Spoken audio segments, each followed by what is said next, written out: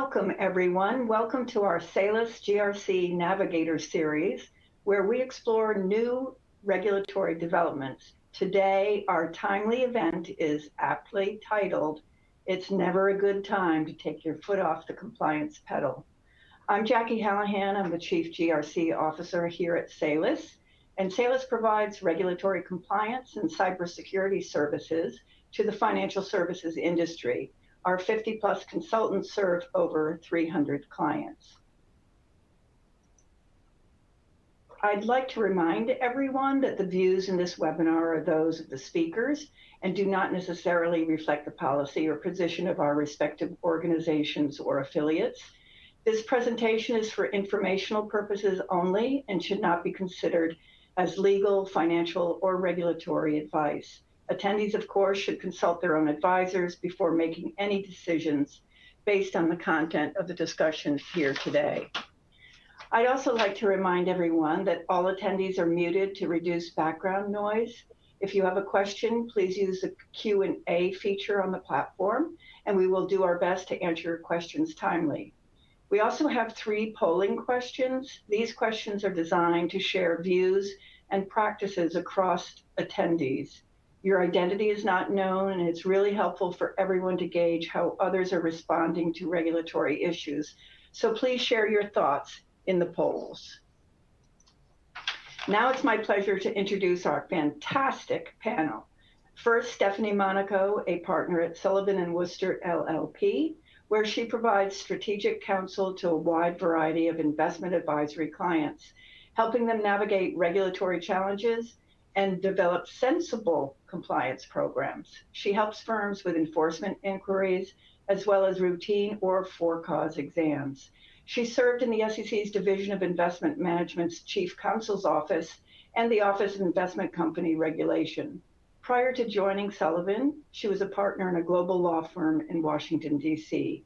I've known and worked with Stephanie for many years, and I can't wait to hear her views on this current topic, our environment. We are also so fortunate to have Lauren Walsh join us to share her wealth of experiences with us as well.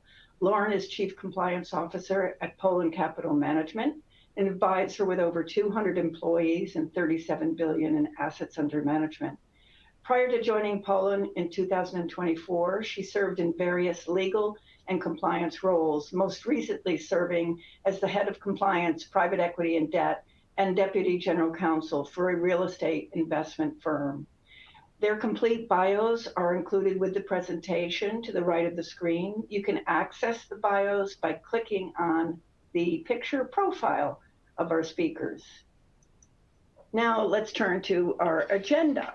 So we will be covering the current regulatory environment, the priority shifts, and what this means for advisors. We'll talk about the 14 withdrawn rules, or a shortened version of that.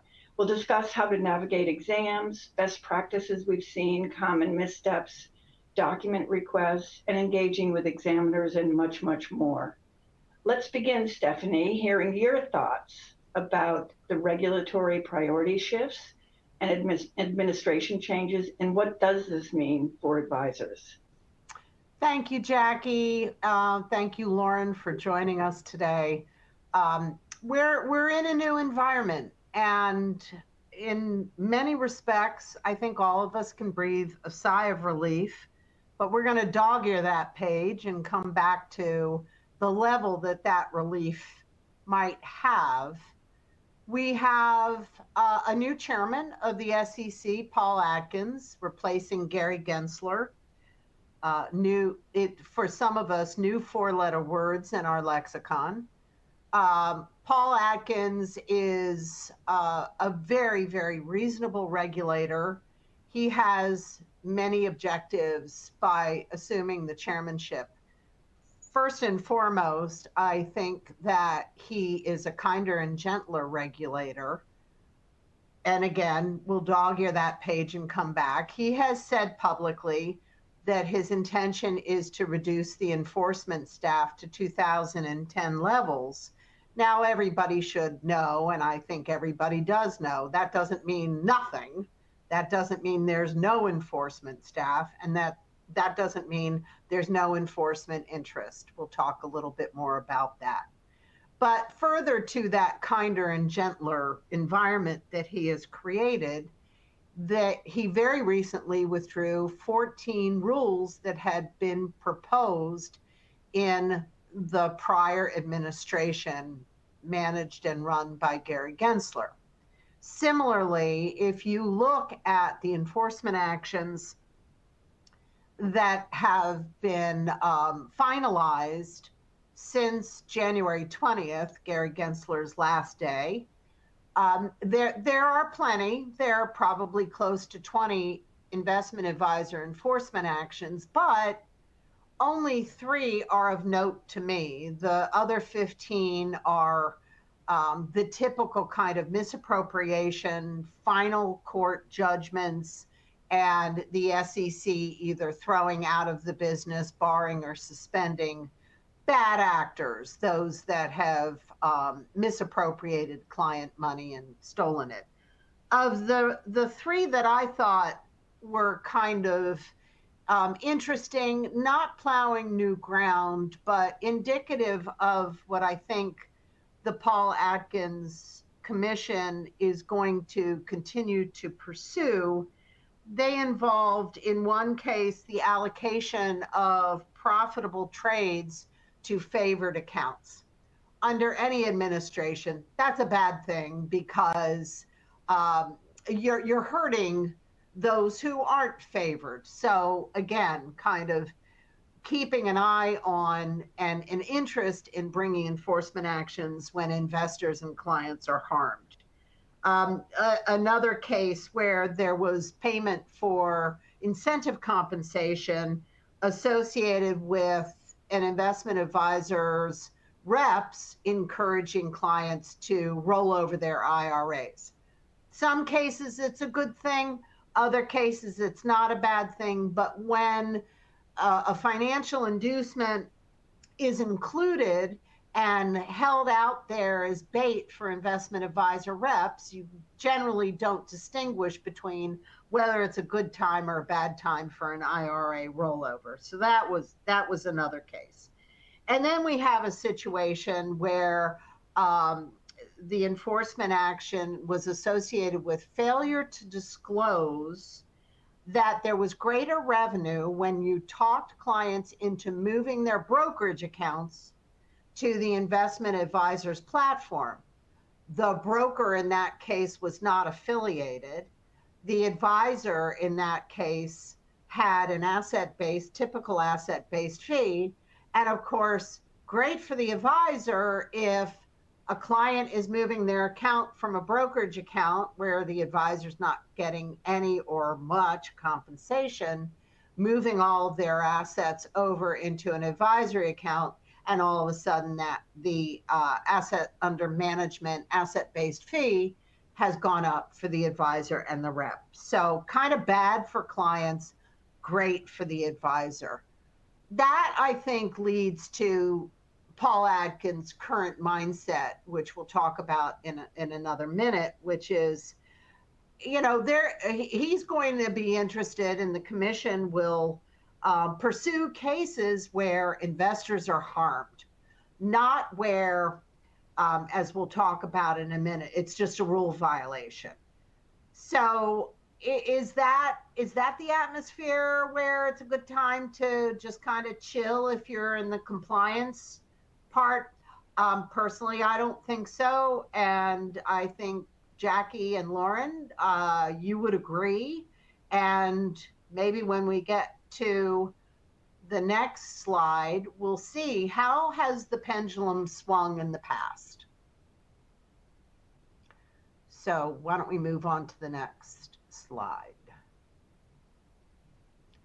All right, so I'm not going to preoccupy, I promise. Not going to preoccupy this webinar, but the SEC recently withdrew 14 pending rule proposals. Of those 14, I think investment advisors care about maybe 5 of them. One, the outsourcing rule that was proposed years ago has been abandoned. To me, that's no big deal. That's not a game changer because I think that investment advisors that delegate some of their responsibilities to others still hold that responsibility on their own plate. So I argued years ago when this was proposed that it really wasn't necessary. It was already embedded in the fiduciary duty of an investment advisor. Custody rule amendments, they have been abandoned. And all I can say about that is hooray for our side. Yay, great. The amendments were absolutely mind boggling. Enhanced disclosure regarding ESG. I'm kind of neutral on that. I think we could have a separate webinar on ESG. There has been an awful lot of activism at the state level. Red states make it unlawful to enter into agreements with advisors that are ESG oriented. Blue states do the exact opposite. And here, investment advisors are stuck in the middle with a clown to the left of it and a joker to the right. The other proposal that was abandoned is disclosure of conflicts of interest associated with predictive data analytics. Again, where you have a conflict of interest, you already have an obligation. So one could argue that that was really not a proposal that was necessary. And Jackie, I think you're going to talk about the abandonment of the proposed cyber rule, right? Yeah, you want me to, yeah, because, I'll just mention in my view, I think that when you think about the annual program rule 20647, in my view, that is premised on the fact that the SEC expects advisors to first look at the risks that they have as a firm. And that's written right into the compliance program rule, the initial adopting release, and look at the risks that they have and then develop policies and procedures that are applicable to their own firm and the risks that are applicable to their firm, and implement those risks to mitigate the situation. And so for me, it's like when it comes to cyber, so much of it is similar to what you've been talking about, Steph, because many of the things that we are seeing, the priorities of the SEC, still cyber is a priority. When firms are looking at risk, cyber is front and center. It always has been. There's great worries about it. Then you have Reg SP that already has components of this. So much of this already existed. Due diligence, I feel like you were talking about with vendors, third-party vendors. The cyber piece, I think what they really did was remove the burdensome administrative aspects that affected advisors and would have affected the cost. But I don't think from a principal perspective that it changed anything myself. That's just my view. Lauren, thoughts on the abandonment of these rules, or is it just a time to kick your heels up? I don't think it's the latter. I think, as you both alluded to, we're in a much less prescriptive environment. With the removal of the rules, I wouldn't say that it's time to kick your heels up. Stephanie, as you mentioned, Atkins is much more pragmatic, but I wouldn't mistake that pragmatism for allowing the industry to go to the Wild West. I think that we continue to operate in a heavily regulated industry. There are still rules that we're required to follow. We still owe fiduciary duty to our clients. So that obligation has not gone away. I'll also say, and this is on the slide down at the bottom, but it's imperative to bear in mind that the exams are always on a look-back basis. So they will ask for documents for the 2 to 3 years prior to the exam kickoff. So the decisions that you're making now in this less prescriptive environment are going to be looked at, i.e. scrutinized through a very different lens. I'd also note that with respect to the examination window, if they find something, they're not necessarily obligated to stay within that window. So if they see something, they're going to continue to pull on that thread. They're going to be looked back later. I think that's exactly what you're going to say. For some reason, I see that people are frozen here. I don't know, Matt, if you're on. So while they work at trying to get connected again. No, I did not cut my camera.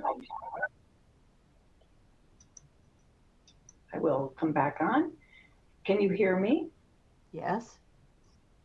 Sophie? Okay, great. So, and we can hear me. Good, good, good, good. So I know that what Lauren was talking about was that this look back period, we had a lot of conversations about it in our previous conversations when we were prepping for this, because, and it was really an interesting point. I think, Steph, you started with this one when you were saying that when the pendulum swings, we will find ourselves in a situation where the new regulator, the new administration is going to go look back, and they can look back as far as they want to look back. So that was a really interesting point that I thought. And frankly, and then also to look at the current enforcement cases under this administration. So I mean, Steph was talking about that. So again, that comes back to investor harm.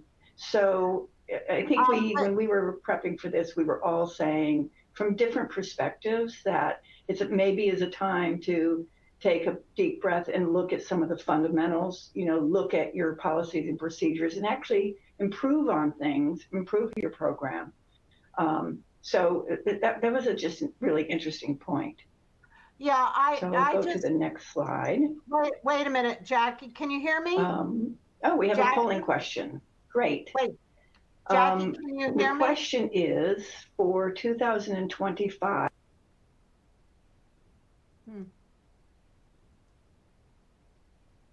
Hello? We seem to have technical difficulties. Lauren, Yes. Can you hear me? Stephanie, I can hear you. Wait, Jackie, I just want to say something. I'm not sure if we have a technical problem or not, but where we talk about the pendulum swinging, so I do actually, I believe in Shakespeare's commentary in The Tempest that what is past is prologue, and if it wasn't so universally true, I don't think the United States would have plagiarized from Shakespeare and engraved it on the archives. I actually think that Mark Twain really had it better when he said, history doesn't always repeat itself, but it frequently rhymes. Case in point being, some might recall when Mary Jo White during the Obama administration launched into and commenced an age of broken windows. If you threw a rock at a house and you broke the window, they would bring enforcement action simply because you had thrown the rock. It didn't matter that the house was empty. That was a scary time period. Then we went into Jay Clayton during the first Trump administration. And Jay Clayton, I think everybody would agree, was a pretty easygoing chairman by comparison to Mary Jo White. Then we had Gary Gensler in the Biden administration. And in Gary Gensler's world, if there was a rock on your property, he would bring an enforcement action. He brought enforcement actions, at least against 74 companies for off-channel communications, and raised over $2 billion of fines. And I think everybody can admit now, okay, we had the pandemic, we had to communicate, we were in a new world, didn't know how to do it. And then Gary Gensler comes around and flogs everybody and fines them for doing what they had to do, at least in the beginning of the pandemic. And again, who was hurt? Nobody was hurt. It's a books and records problem, but to raise $2 billion in fines, a little over the top, I think, to most people other than perhaps Mr. Gensler. And now we have Paul Atkins. And I think Paul Atkins' theme from an enforcement perspective is, we come over and we take a look at your house. If you got a broken window, we don't really care so long as there isn't blood on the floor and some innocent investor or client is not harmed because you threw the brick through the window. Go ahead, Jackie. Oh, I'm sure I missed some really good things, but here we are with the, do we have the polling question results? Let's see. Yeah, we do. Okay. So has the budget been cut this year? And yes, 14.8% said that's true. And 85% of you are still on the, it's not a good time to take your foot off the pedal. That's great. But that's interesting that reaction has already started to happen. Right. Yeah. Okay.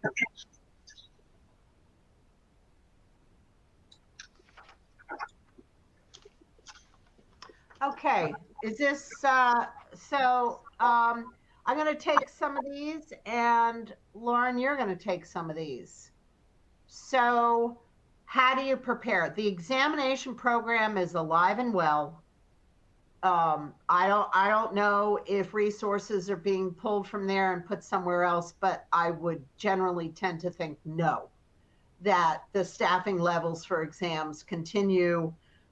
They are continuing to visit newly registered advisors, hopefully, roughly their view anyway, within the first 6 months. So, what do you do to prepare? It can't be said enough. You have to look at your policies and procedures. But where I find them to be the most efficient and effective is when each of the policies and procedures have been teased out of the book and the compliance staff have sat down with every group that has to abide by those policies and procedures, the trade desk, where it comes to best execution, soft dollars, order allocation. You got to talk to the trading desk about that, to go over these policies and procedures and make sure they actually reflect what the people are doing, as opposed to you got these beautiful policies and procedures, but nobody follows them because you were the only one that thought it looked good in writing. That's the worst case scenario. Testing. There's just nothing more to say about those.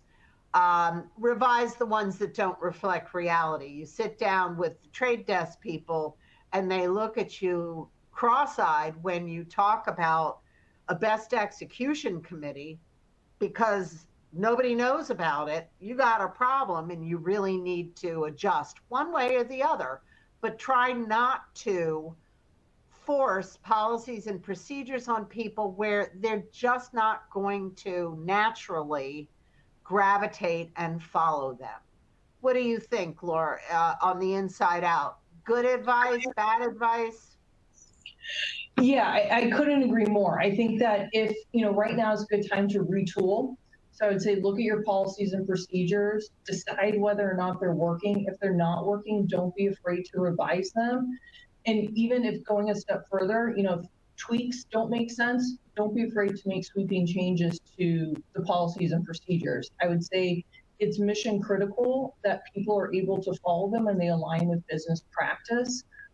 I would say though, and this is sometimes forgotten, is when you do make a change, or if you do make a change, have a communication plan around that change. It doesn't help anyone if you make the change or the revision in a vacuum and no one knows about it. So you need to have a communication plan around that revision. And you also need to make sure that you're training people on what these revised policies and procedures say. You have to create that new muscle memory.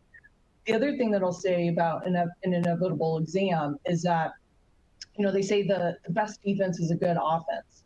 And when an exam happens, I would say that's partly true. You go to outside counsel, people like Stephanie, they're your offense. They will be the ones that work their magic. But the fact of the matter is they can only do so much with the facts that they are given. So when an exam happens, I would say not only is the best defense a good offense, but it's also practice. So it's that testing, it's that training, it's the reviewing policies and procedures day in and day out, doing these things over and over, I think will put you in the best position possible when you do get that phone call.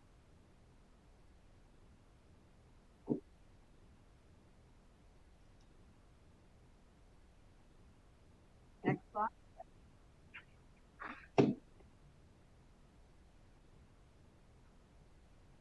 Jackie, should we move to the next slide?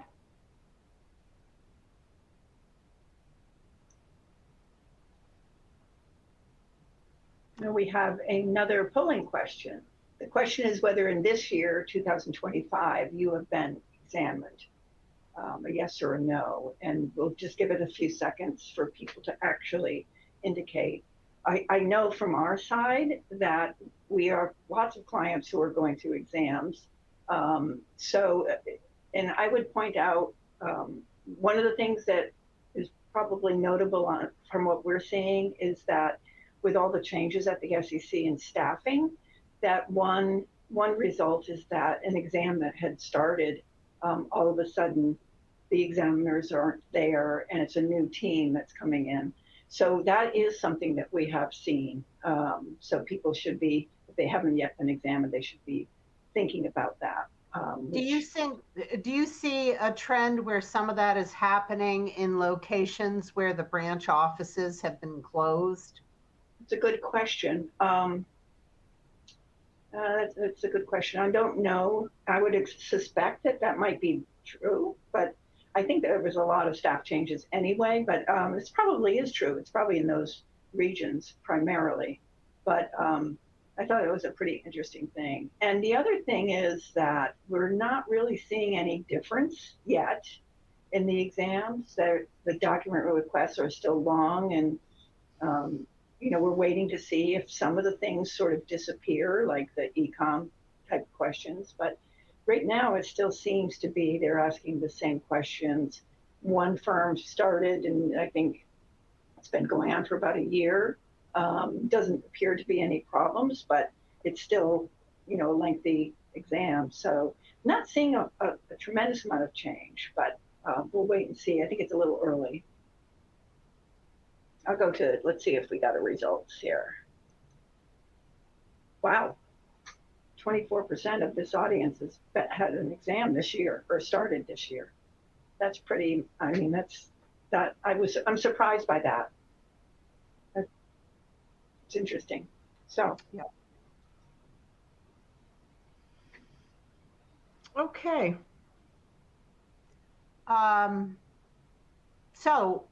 I guess I'll start off on this one. So how does an exam start? Well, normally it starts with a phone call. Just letting you know that we'll be starting a regulatory exam. We'll be sending you by the end of the day a document request list. We ideally would like you to submit all the documents. They give you maybe 2 weeks. It depends. Obviously, this discussion presupposes it's a routine exam.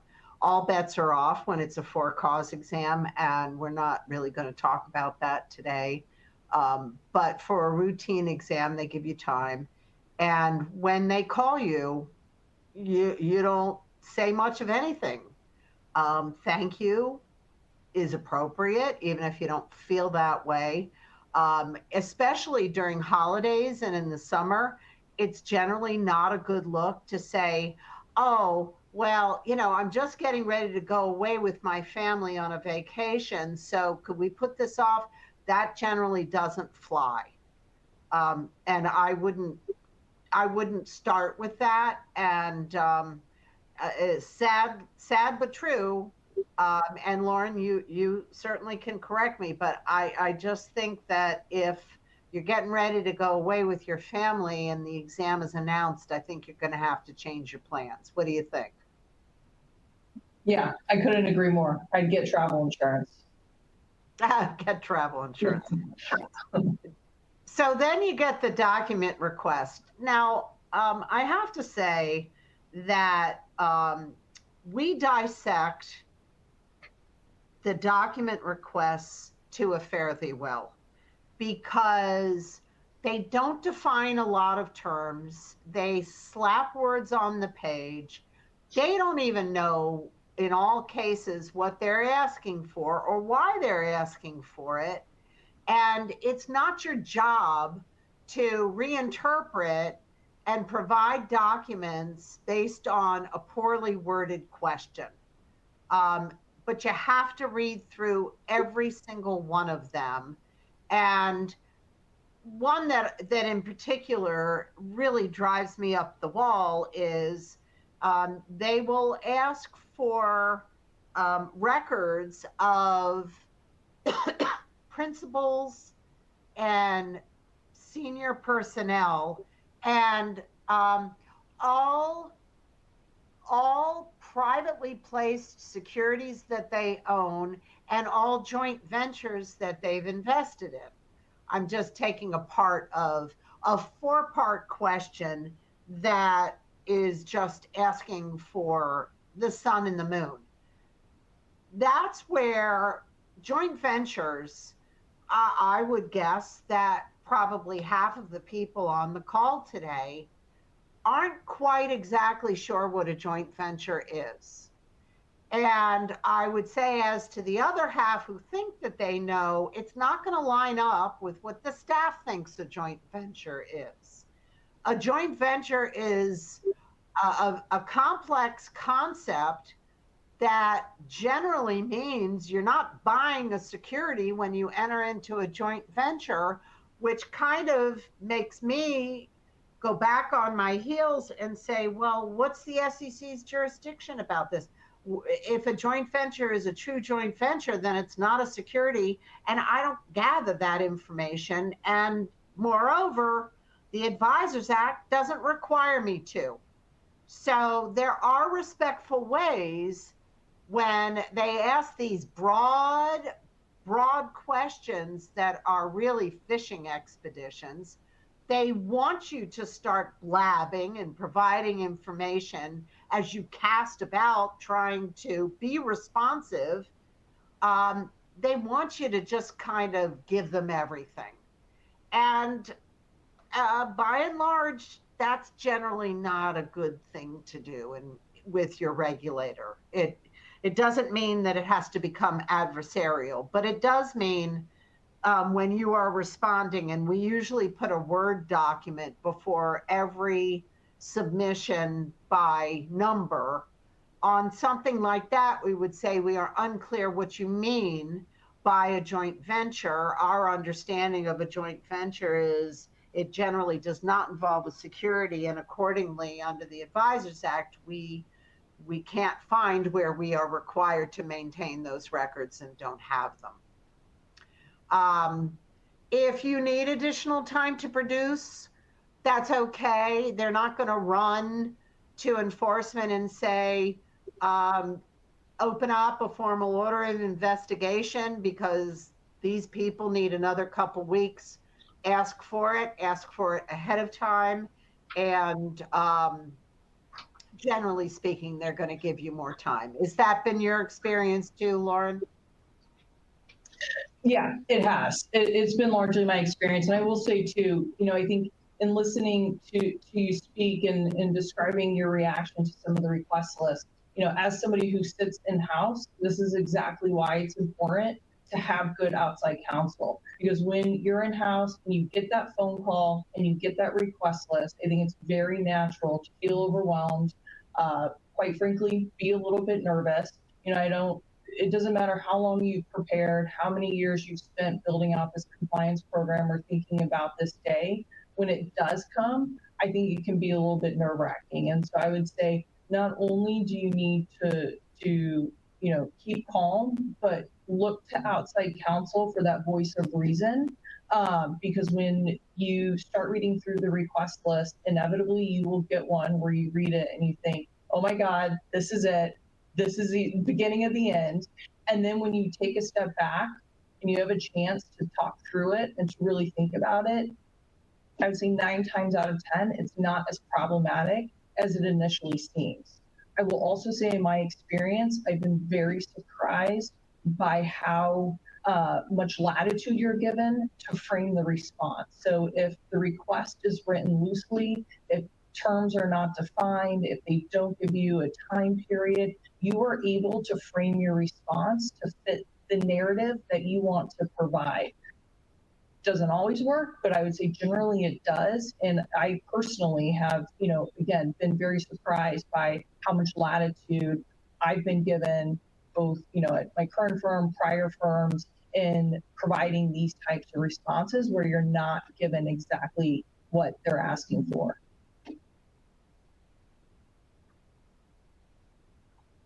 Oh, Steph, I can see you talking, but can't hear you. I don't know if that's just me. Oh, do you want to just take the last 2 points on this slide and then we'll move on? Yeah, absolutely. So, importance of organization, the preparation of docs for submission. I think when it comes to responding to the request list, and there will absolutely be more than one, organization is key. It's absolutely fundamental. It not only allows you to keep track and to understand like where the requests are in terms of status, but it gives you a sense of control over a situation in which you're largely out of control and you're not in control of. I would say, having a spreadsheet where you have all of the requests numbered, the status of the request, who's responsible for the request, when it's coming in, when you produced it. File folders should be clearly labeled. You should know what's in them. But I would also say, and this is, critically important, you should read every word of every document that is being produced to the SEC. You don't want any surprises. To the extent there are surprises, you want to know about them first. You don't want them to ask you about it and then you are made aware of it. So I would say, even though it takes a lot of time, it's a lot of work, it's a lot of energy, know what's in those documents before you produce it so you can anticipate any further questions. Yeah, and bait stamping each page and requesting FOIA confidential treatment. It's just a safe thing to do. You could argue that the FOIA confidential treatment request is not necessary because embedded within the Freedom of Information Act is per se almost confidentiality associated with an investigation. Arguably, an examination could be considered that way, but for easy pulling later, you want to have things bait stamped. Okay, so then now the exam begins. And the staff is pretty tricky. And, some of us can remember when the Division of Examinations was the Office of Compliance Inspections and Examinations. And before that, investment advisor and broker-dealer and investment company exams were performed by the fundamental divisions within the SEC. So when it was formed, and I think it's become sort of embedded in the DNA, I feel that almost every examiner is an enforcement wannabe.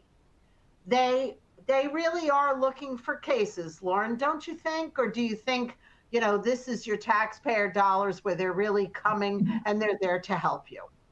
No, they are not, they are being paid to find something. And so they are looking for the gotcha moment. I think that is something to be aware of. So when you get on the phone with a client after the first day and you hear, wow, they were really nice. They couldn't have been more open to our talking. They were very agreeable. They were really nice people. My hair goes on fire. Maybe I've become kind of a little jaundiced about the whole process, but they're not there as your friends and they're not there to help you. And unfortunately, they're not really there to assist with a compliance objective.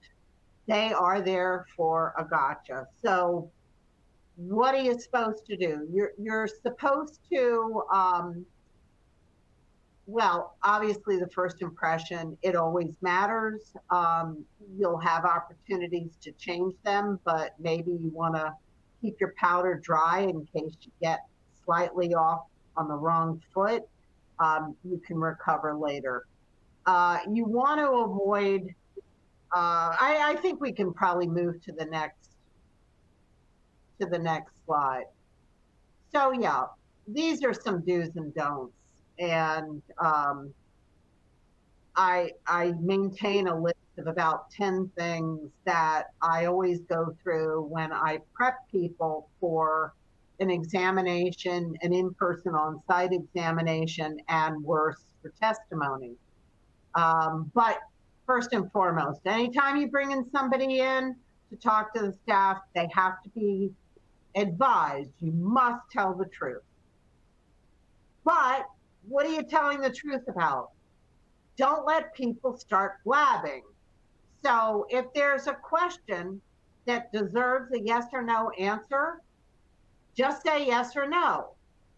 Then, you know, the staff is free to come back with another question, but you don't know what they're looking for, and maybe they only want a yes or no answer. So deal with that. Just make sure that anybody talking to the staff understands that if there's a yes or no answer, that's all you give, and then zip it. It's always best to pause before you answer.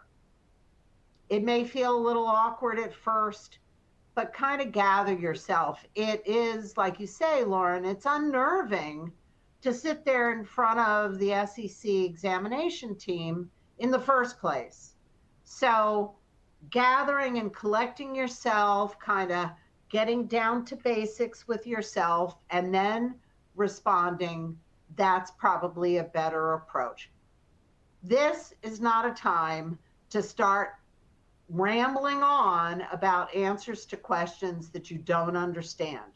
This is the time where it's really great and it's perfect to say, I'm sorry, I don't understand what you're asking. And make them come back. Let them do the blabbing. That's a really good thing. Now, if you're the CCO and they ask a lousy question and you say, sorry, I don't know, or I don't have an answer for you, a CCO should be able to always say, but I'm going to get it for you. Right, Laura? Yeah, absolutely. I would say, you know, this is not the way to instruct, I think, people who are sitting for an interview is this is not the time to show how much you know or, you know, how knowledgeable you are about the business or the markets in which you deal. This is a time to answer the questions that are being asked.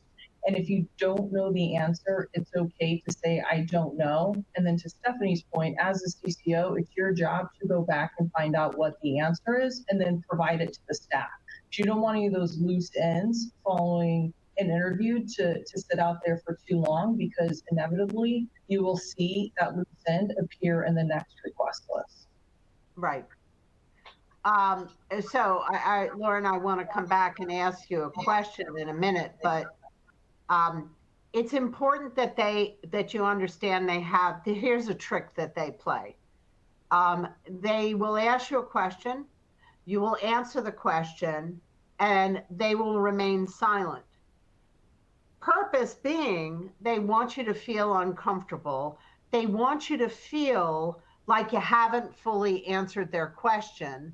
And they know human nature is when you're sitting there in silence, it's so uncomfortable that you just start blabbing. You just start talking,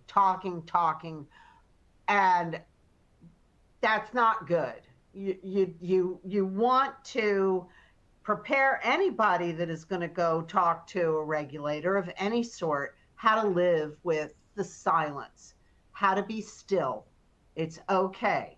You answered the question, that's all you got to say. This other one about the white knight, I've seen it so many times. You get the CEO or the president of a company, the staff wants to talk to them. You cringe inside because you know the nature of this person. You know, no matter how many times you say, please, you're not going to say the magic incantation that's going to get the staff to say, oh, great. Well, now that we've heard that, we'll just pack up our stuff and leave, and you're just good to go. Nice spending time with us. Doesn't happen that way. It does not happen that way. And Lauren, I'd like to ask you, because I know I have been in this situation and think you are too. So the first few days or the first day where the staff is on site, they're going to ask to speak to somebody who is the head of the trading department, who's the senior portfolio manager, who may be the chief executive of the firm.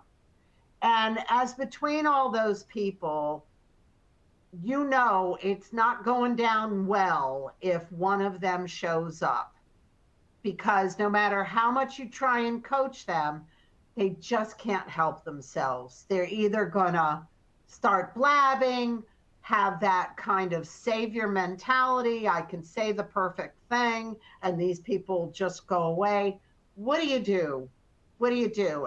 Do you manufacture he's going to be out of town?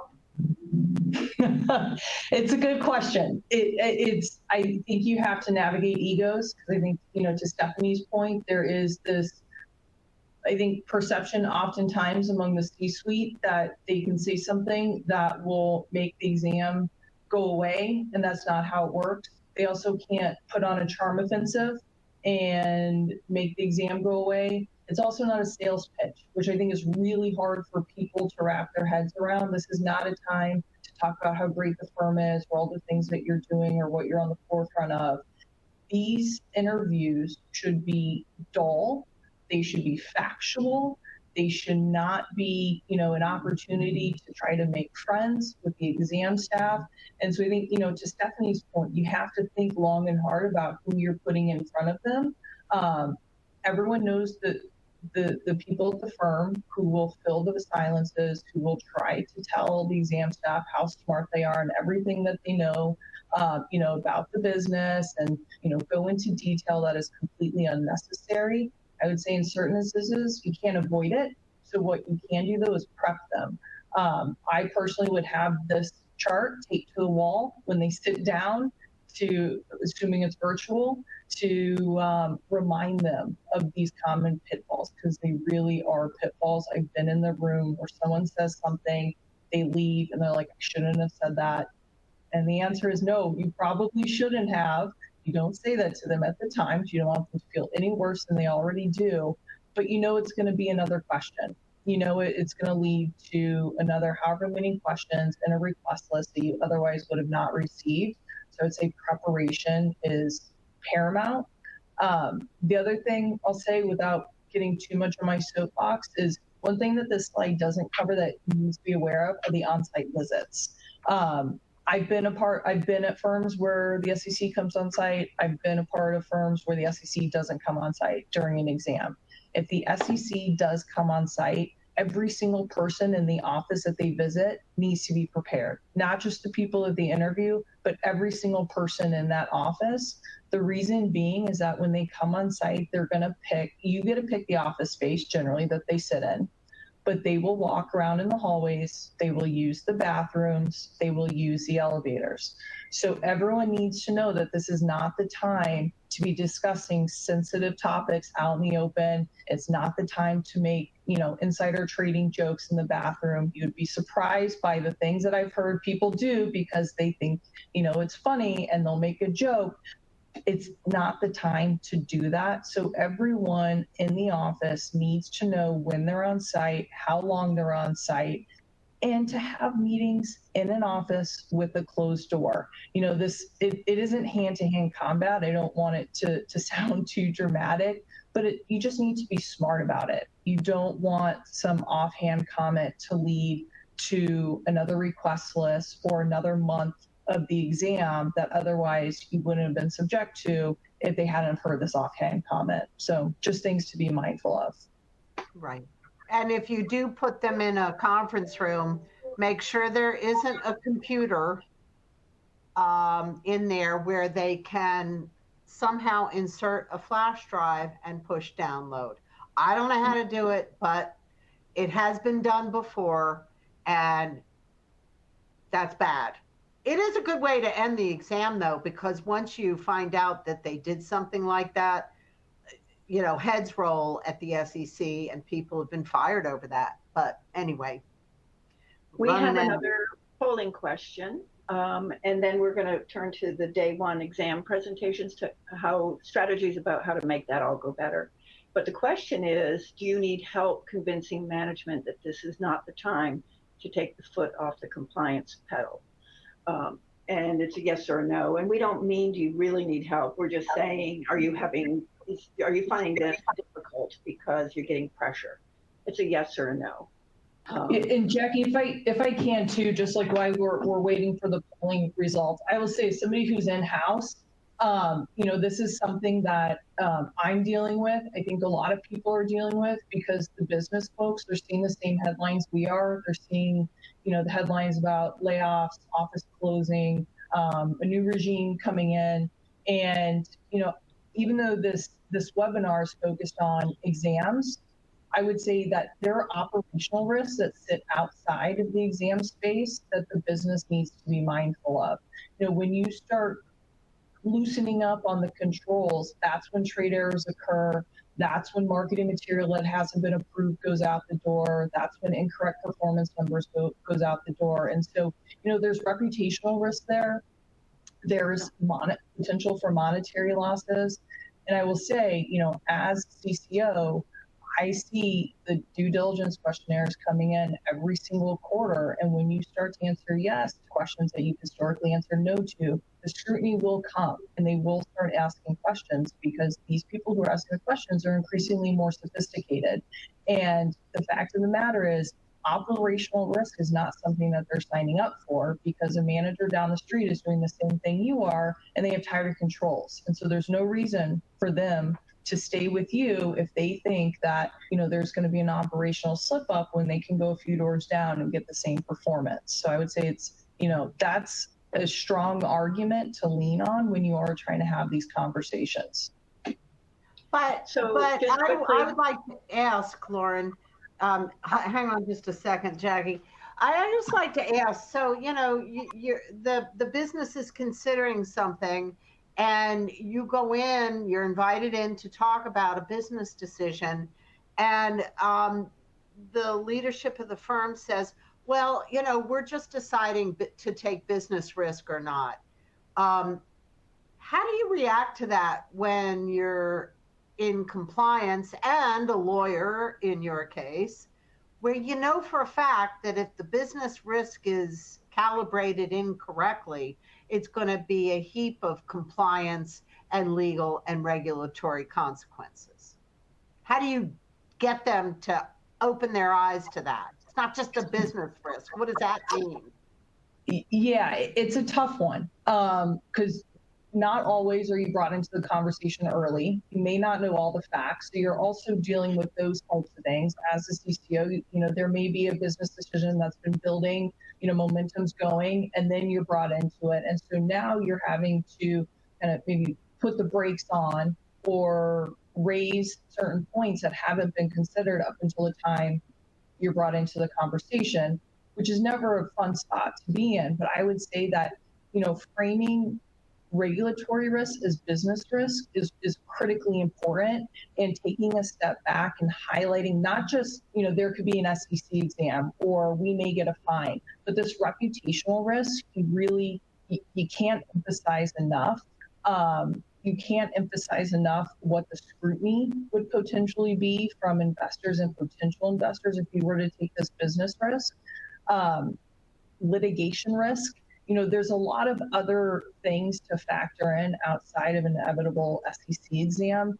The thing that I would say, though, is, as a CCO, we're often forced to operate in the gray.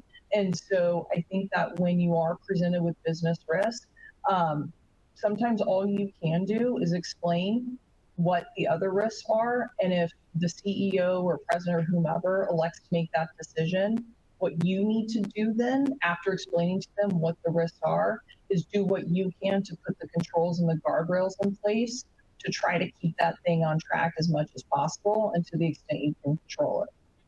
Does it ever do any good to show these people making a business risk decision an enforcement action or 20 with fines? I think it does. I think that, to say, hey, this has happened to our peers and these were the results, is a powerful thing to do. Okay. Yeah. Well, we only have a few minutes left, and this is our last main topic before we just go over key takeaways. And that's the day one examination. I know both of you have really strong views on this. I've certainly seen it. Seems to me the SEC often even asks for it in document requests now. It's very helpful. But Steph, do you want to take a quick, make some comments about your thoughts?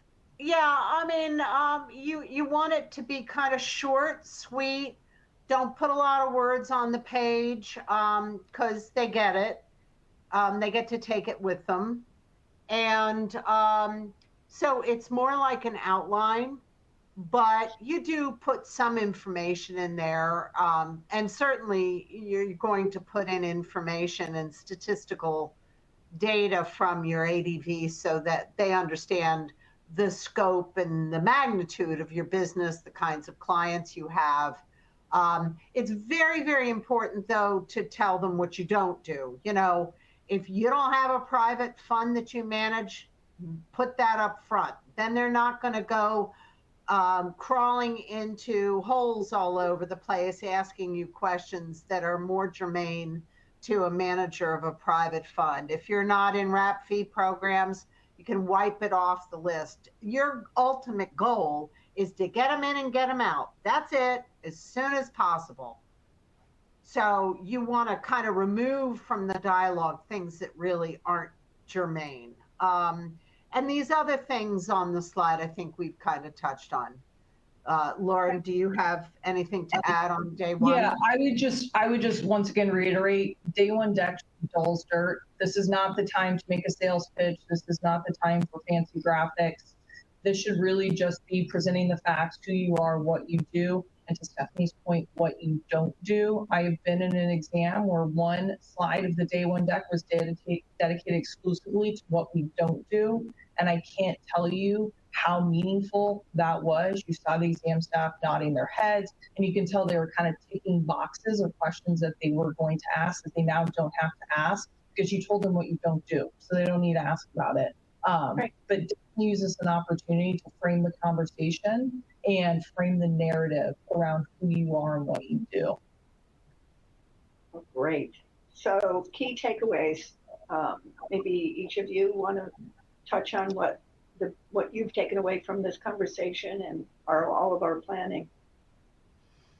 On the 5 withdrawn rules, you got to pay attention to outsourcing any of your responsibilities, what those contracts say. The one stumbling point about outsourcing is sometimes when the contract is terminated, somebody gets mad at the other and you cancel the contract. If it's you canceling the contract, the outsourced provider is going to make it difficult for you to get your records. And that really stinks because Murphy's Law indicates that you're going to need them just at the worst time. So make sure that your contracts give you that access as best as possible. Tricks and turns we've talked about. Testing, can't emphasize. Training, can't emphasize. Training is so important because an advisor is not going to get slammed if they can demonstrate that they imposed reasonable policies, procedures, protocols designed to comply with applicable laws. So it's insulating and protecting of the firm. Lauren, you want to finish up? Yeah, I would just say, just because there isn't a clearly defined rule, however many off the table, it just means that when they do come in and they do perform the exam, it gives them the ability to subjectively determine whether or not you're meeting the standard that they think you should be meeting. So just because there isn't a specific rule saying exactly what you need to do and what not to do doesn't mean you shouldn't assess that risk. Somebody had asked a question, Jackie, on the custody rule. Do you want to go over that quickly or we don't have time? No, go ahead. Sure. The question is regarding advisor fees. Our accounts are held at Charles Schwab. Schwab posts our quarterly advisor fees on the Schwab statement as a clear line item. This brokered statement is then sent by Schwab directly to the client. Does this satisfy the SEC compliance requirement for proper disclosure of advisor fees to the client? Well, kind of yes and no. I mean, it satisfies the obligation under the custody rule. I would say, as long as you have a reasonable belief that Schwab is sending the statements directly to the clients, you're good to go on that. But ADV Part 2 requires disclosure of the fees. You inevitably want to put it into your contracts, assuming everybody has a contract, although the Advisors Act doesn't require a written contract, believe it or not. So that's your little tidbit of the day. But does it satisfy the compliance? No, I mean, you want to have your fees clear. I think embedded in the question is, should you go back and audit or recalculate the fee as indicated in the statement? I would tell you that I think you want to audit and review how you're calculating your fees under any circumstance from time to time. Great. Thank you, Steph. You guys, you were terrific. I really enjoyed this session, and in spite of a few little technical difficulties, but thank you so much, Stephanie. Thank you. Yeah, and Lauren, thank you for joining. Thank you. Thank you. See you next month. August. Okay. Great. Take care. Thank you. Bye-bye. Bye.